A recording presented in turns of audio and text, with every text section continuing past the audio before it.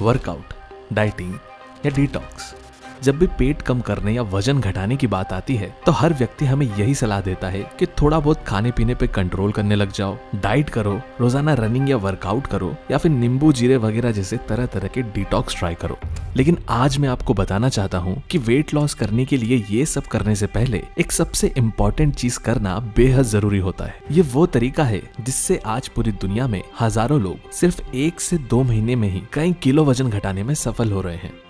क्या हम सब नहीं जानते कि अगर हम अपने खाने पीने को कंट्रोल करने लगे या डेली बहुत ज्यादा कैलोरीज बर्न करने लगे तो वजन भी धीरे धीरे कम होने ही लगेगा। सिर्फ आप क्या, पूरी दुनिया इस बात को बहुत अच्छी तरह से जानती है। लेकिन बावजूद इसके आज दुनिया भर की पॉपुलेशन में से लगभग 40% लोग ओवरवेट है और हर साल ओबेसिटी की वजह से लगभग 45 लाख लोगों की समय से पहले मौत हो जाती है। अब सवाल ये उठता है कि ऐसा क्यों हो रहा है? सब कुछ कर लेने के बाद भी वजन कम करने में ज्यादातर लोग फेल क्यों हो रहे हैं और क्यों वजन घटाने के बारे में सारी जानकारी होने के बावजूद भी हम धीरे धीरे वेट गेन ही करते जा रहे हैं? इसके जवाब में कोई भी व्यक्ति आपको ये जरूर कहेगा कि शायद तुम वेट लॉस करने में अपना 100% नहीं दे रहे, और हो सकता है जब आप ये बात सुने तो आपको भी ये लगे, क्योंकि ज्यादातर लोगों का वजन घटाने का सफर काफी मिलता जुलता होता है। हम रनिंग, जिम, योगा और दूसरे वर्कआउट वगैरह शुरू तो कर देते हैं, लेकिन फिर थोड़े ही दिन बाद हम उतने कंसिस्टेंट और रेगुलर नहीं रह पाते। ना हमारा इतना मन लगता है, ना हम वर्कआउट के प्रति इतने मोटिवेटेड रहते हैं। ऐसा ही डाइट के साथ भी होता है। डाइट वाली चीजों से हमारा पेट और मन दोनों ही नहीं भरता। लाख कोशिश करने के बाद भी दिमाग में हमारे फेवरेट खाने की चीज से जुड़े ख्याल आते ही रहते हैं। पेट पूरा भरकर न खाने पर संतुष्टि नहीं मिलती और बार बार कुछ खाते रहने का मन करता ही रहता है। ऐसे में व्यक्ति सोचता है कि कोई ऐसा नुस्खा मिल जाए जो तुरंत ही कुछ किलो वजन कम कर दे, तो फिर वो weight loss drink, weight loss powder, चूर्ण, गर्म पानी और नींबू पानी वगैरह जैसे बॉडी डिटॉक्स ट्राई करता है। लेकिन फिर थोड़े ही दिन बाद रियलाइज होता है कि इनका भी हमारी बॉडी पर कोई खास असर नहीं हो रहा। इस सब के बाद व्यक्ति 2 तरह की मेंटालिटी का शिकार हो जाता है। पहला कि शायद उसमें ही कोई कमी है। वजन घटाने के लिए जितनी लगन, डिसिप्लिन और जितनी मेहनत की उसे जरूरत है, शायद वो अपने आलस, आदतों पे कंट्रोल न होने या जोश की कमी के चलते नहीं कर पा रहा। और दूसरा कि वो अपने मोटापे और उससे जुड़ी प्रॉब्लम्स को ही अपना लेता है। भाई, मुझसे खाने पीने पे कंट्रोल नहीं होता, एक ना एक दिन तो सबको ही मरना है, तो क्यों ना खूब खा पी कर मरे। अगर आप भी कहीं ना कहीं इन दोनों या किसी एक बात से थोड़ा भी रिलेट करते हैं, या फिर आपको लगता है कि मैंने सब कुछ ट्राई कर लिया, किसी भी तरीके से मेरा वजन कम नहीं हो रहा, तो वीडियो में आने वाली आगे की इन्फॉर्मेशन को ध्यान से सुनना। दरअसल हम सभी ने वेट लॉस को बहुत ज्यादा सिंप्लीफाई कर दिया है, लेकिन ये इतना सिंपल नहीं है जितना दिखाई देता है। कहने का मतलब ये है कि असल में सिर्फ ज्यादा खाने या कम शारीरिक हलचल के अलावा भी ऐसे कई दूसरे फैक्टर्स हैं जो हमारी बॉडी के वेट गेन में कंट्रीब्यूट करते हैं। आपके बढ़े हुए वजन के पीछे सिर्फ आप जिम्मेदार नहीं है। हमारी बॉडी में 4 ऐसे एलिमेंट्स हैं जिनका हमारे वजन को बहुत तेजी से बढ़ाने में काफी बड़ा हाथ होता है। इन्हीं की वजह से हमें बार बार भूख लगती है, जंक फूड खाने का मन करता है, हम ठीक से वर्कआउट नहीं कर पाते, वेट लॉस करने वाली चीजें हमारी बॉडी पर असर नहीं करती, हमारे अंदर आलस, मोटिवेशन की कमी हमेशा रहती है और हम जाने अनजाने सिर्फ खाते रहते हैं। अगर हम इन सभी को अच्छे से समझ लें तो बिना कुछ ज्यादा मुश्किल के हम अपने बढ़े हुए वजन को तेजी से कम कर सकते हैं और हम उन सभी टेस्टी चीजों को खाते हुए भी अपने वेट को बढ़ने से रोक सकते हैं। आज के इस वीडियो में हम वेट गेन से जुड़े कुछ ऐसे ही अननोन फैक्टर्स के बारे में बात करेंगे और अपनी बॉडी को और बेहतर तरीके से समझने की कोशिश करेंगे, ताकि आपके लिए अब से अपना वेट मैनेज करना एक मुश्किल से बहुत आसान काम बन जाए। पहली चीज जो हमें दिखाई नहीं देती लेकिन हमारे वेट गेन में बहुत ज्यादा कंट्रीब्यूट करती है, वो है हमारे जीन्स।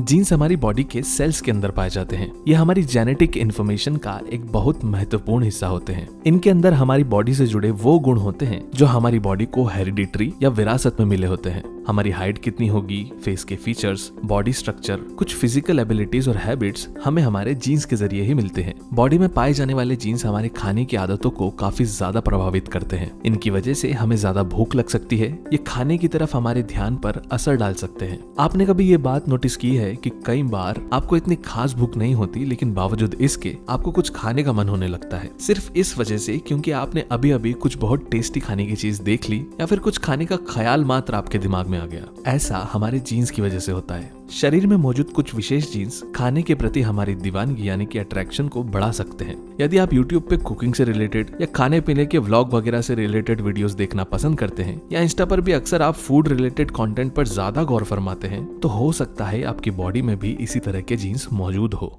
मेनली दो तरह के जीन्स हमारे खाने पीने पर असर डालते हैं। पहला एफटीओ जीन और दूसरा MC4R नामक जीन। एफटीओ जीन का सीधा कनेक्शन हमारे मोटापे से होता है। इस तरह का एक जीन ज्यादातर लोगों में पाया जाता है, लेकिन जिन लोगों में इसकी मात्रा 1 से अधिक होती है उनका वजन अक्सर दूसरे लोगों के मुकाबले ज्यादा होता है। वहीं दूसरी तरफ MC4R एक ऐसा जीन है जिसकी वजह से हमें तली और भुनी हुई चीजें ज्यादा पसंद आती है। इसकी वजह से फैट या मोटापा बढ़ाने वाली चीजों के प्रति हम ज्यादा ललचाते हैं। देखा जाए तो हमारे लिए अनहेल्दी साबित होने वाली भूख हमारी नहीं बल्कि इन जीन्स की होती है, और ये हमें टाइम के साथ साथ खाने के लिए काफी ज्यादा चटोरा बना देते हैं। हम बार बार और दूसरों के मुकाबले थोड़ा ज्यादा खाते हैं, जिससे हमारा वजन बढ़ता ही रहता है। आज ये जीन्स हमारे लिए इतने खतरनाक इसलिए साबित हो रहे हैं क्योंकि हम अपने चारों तरफ अनहेल्दी फूड से घिरे हुए हैं। पुराने जमाने में इंसान के पास खाने के लिए इतनी आसानी से और इतनी तादाद में अनहेल्दी फूड के ऑप्शंस नहीं होते थे, लेकिन आज ऑनलाइन से लेकर हमारे घर के आसपास की दूरी पर ही हम महंगे या सस्ते दामों पर चर्बी बढ़ाने वाली चीजों को आसानी से खा सकते हैं। आप अपने घर से 10 मिनट के लिए भी बाहर निकलेंगे तो आपको रास्ते में इतने ठेले, इतनी खाने पीने की दुकानें, रेस्टोरेंट और स्टॉल मिल जाएंगे कि आपको पता भी नहीं चलेगा और आपके जीन्स हर खाने वाली जगह पर आपकी नजरों को अपने आप ही रोकते जाएंगे।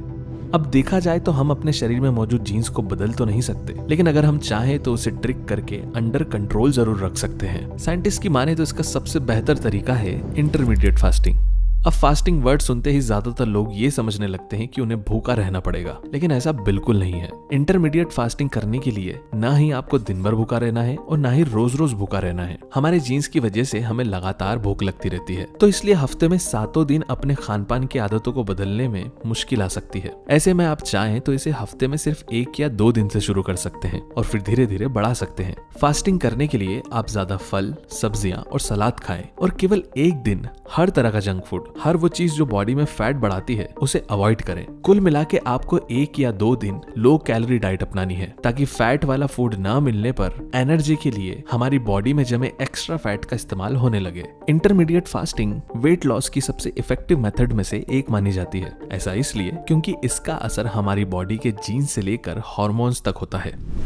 हमारी बॉडी फैट को शरीर में एनर्जी पहुंचाने के लिए स्टोर करती है, ठीक उसी तरह जिस तरह एक कार में पेट्रोल स्टोर होता है उसे एनर्जी देने के लिए। हमारे जीन्स हमारे दिमाग को लगातार ये सिग्नल देते रहते हैं कि हमारी बॉडी में पर्याप्त फैट नहीं है। इस वजह से हमें बार बार फैट वाली मीठी, चटपटी, मसालेदार या फ्राइड चीजें खाने का मन करता ही रहता है, और हम वो फैट गेन कर रहे होते हैं जिसकी हमें असल में जरूरत है ही नहीं। हमारी बॉडी उस कार की तरह बन जाती है जिसको चलाया तो बिल्कुल नहीं जा रहा, लेकिन रोज ज्यादा से ज्यादा पेट्रोल स्टोर करने के लिए हम उसमें एक एक्स्ट्रा टैंक लगाते जा रहे हैं, जिससे धीरे धीरे वो खुद एक कार कम और टैंक ज्यादा दिखने लग जाती है।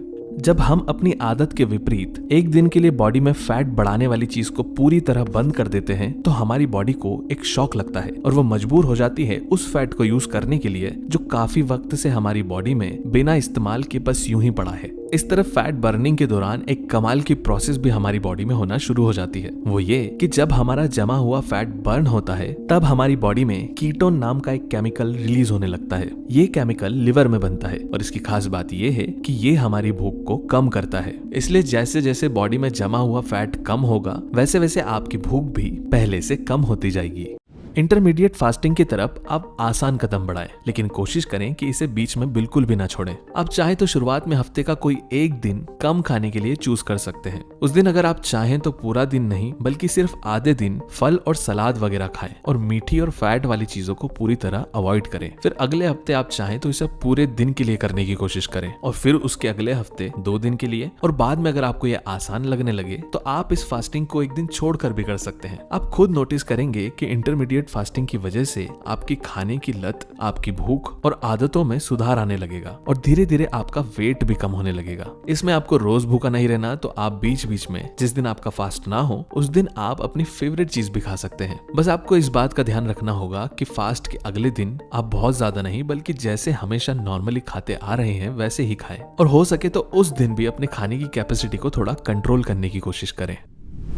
इसके अलावा दूसरा फैक्टर जो हमें नजर नहीं आता लेकिन हमारा वेट बढ़ाने में कंट्रीब्यूट करता है वो है हमारे हार्मोन्स। हमारा पेट कितना भरा हुआ है ये इस बात से तय होता है कि हमने कितना खाया है। कुछ लोग एक दिन में ब्रेकफास्ट, लंच और डिनर वाली 3 मील लेते हैं और कुछ लोग लंच और डिनर वाली सिर्फ 2 मील। लेकिन 2 मील के बीच का जो समय होता है हमें उसमें भी थोड़ी थोड़ी भूख लगती रहती है। खाना खाने के बाद पेट समय से पहले ही खाली महसूस होने लगता है और कुछ ना कुछ स्नैक्स वगैरह खाने का मन होने लगता है। बायोलॉजिकली अगर देखा जाए तो इसके पीछे हमारी बॉडी में पाए जाने वाले गट हार्मोन्स भी एक वजह हो सकते हैं। हमारी बॉडी के वेट पर हमारे गट हार्मोन्स का काफी असर होता है। जब हम खाना खाते हैं तो भोजन पेट से होकर गुजरता है जहाँ ये डाइजेस्ट होता है, जिसके बाद इसमें से बहुत सारे केमिकल सिग्नल्स और गट हार्मोन्स निकलते हैं। इसके बाद ये सिग्नल्स खून में मिल जाते हैं और खून के साथ ये हमारे दिमाग तक पहुंचते हैं, जहाँ ये हमारे दिमाग को बताते हैं कि अब खाना बंद कर दो। एक बार खाना खा लेने के बाद दोबारा जल्दी भूख लग जाना ये बताता है कि आपके पेट में गट हार्मोन्स की कमी है या फिर वो दूसरे लोगों के मुकाबले थोड़े कमजोर हैं। खाना खाने के बाद बॉडी में गट हार्मोन्स बढ़ने चाहिए ताकि भूख भी देर से लगे और जब लगे तो बहुत तेज ना लगे। इसलिए देखा जाए तो ऐसा जरूरी नहीं है कि जब हमें भूख जैसा महसूस हो रहा हो तो हमें असल में भी भूख लगी हो सकता है कि पर्याप्त गट हार्मोन्स नहीं होने की वजह से हमारा दिमाग सिर्फ हमें भूख का सिग्नल दे रहा हो।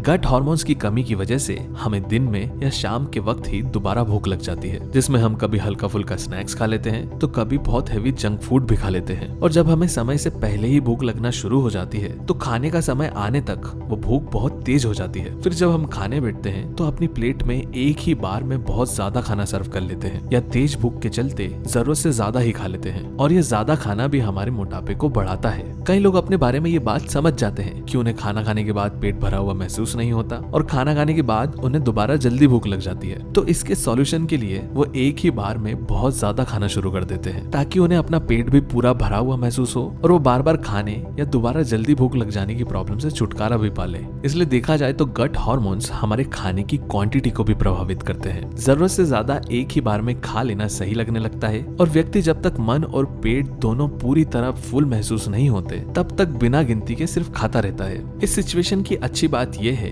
कि जीन्स को तो बदलना असंभव था लेकिन गट हार्मोन्स को बदला जा सकता है। इसके लिए अपनी डाइट में सिर्फ एक चीज पर ध्यान देने की जरूरत है, वो है हाई फाइबर फूड।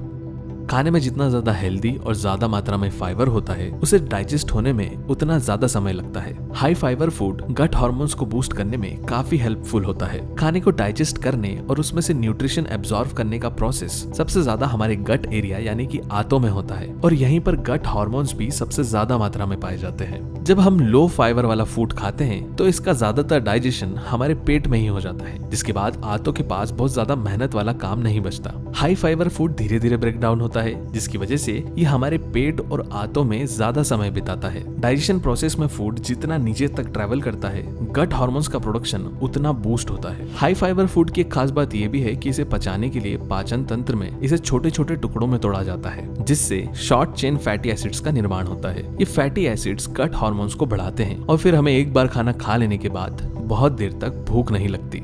डाइट में फाइबर रिच फूड बढ़ाने के लिए बीन्स, बीज वाले अनाज, स्प्राउट्स और हर तरह की दाल सबसे बढ़िया सोर्स होती है। इनका ज्यादा से ज्यादा इस्तेमाल करें। इसके अलावा सभी तरह के फल और सब्जियों में भी फाइबर भरपूर मात्रा में पाया जाता है।